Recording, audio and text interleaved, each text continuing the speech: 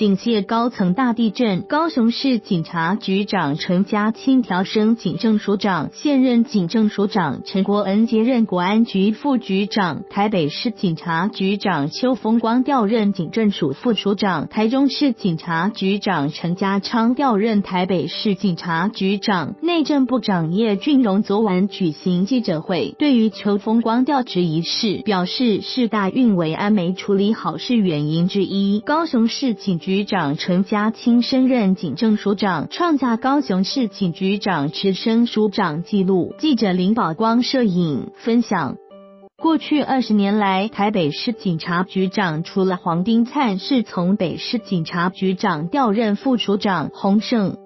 邱风光晚间指出，警察职务异动本来就是很正常的事，他对于职务调整没有意见，他会做好本职工作。他笑说，铁打的衙门，流水的官，警察工作在哪里都是一样，都要为维护社会治安尽心尽力。台北市警察局长邱风光调任警政署副署长，警界解读他因是大运陈抗事件明升暗降。本报资料照片分享。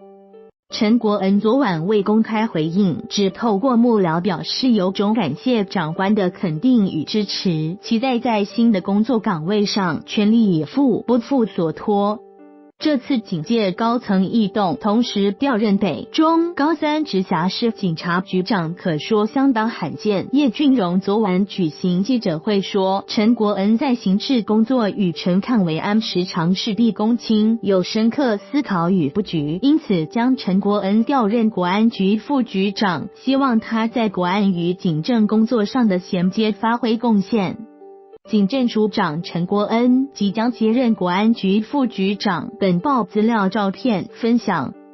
叶俊荣指出，陈家清在警界相当干练，在高雄市警察局长任内，结合检察系统在反毒与反诈工作交出优异成绩，这种模式成为其他县市参考对象，想借重陈家清的经验，让警政署在反毒与反诈工作做出更大幅度的革新。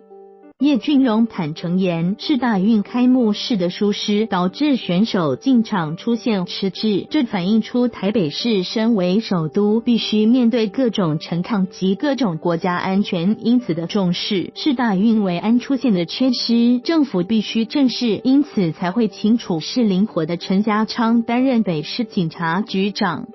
叶俊荣说，陈家昌在处理群众议题或群众心理的理解也灵活著名，让台中市治安向上提升，希望借重陈家昌让台北市的维安撑起来，且要撑得更好。至于邱风光，叶俊荣表示，邱风光擅长刑事工作，调任警政署副署长后，希望能以他的刑事专才辅佐新署长做好反毒与反诈骗工作。